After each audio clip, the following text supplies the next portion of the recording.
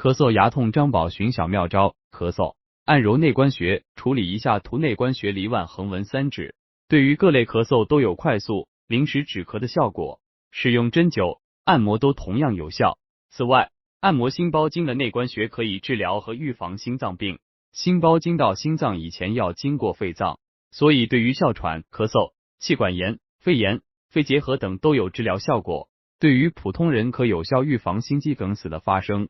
牙疼，选择劳宫穴最为长效，合谷穴只有短期临时疗效，按压掐都可以。张宝寻介绍，我曾经去农村给一位老太太看病，看好之后，老太太很感激我，就传了一个小偏方给我。她说当时她的父亲治牙痛很有名，就是用针扎手心的地方，扎了就好。我看了一下，大概就是劳宫穴的位置，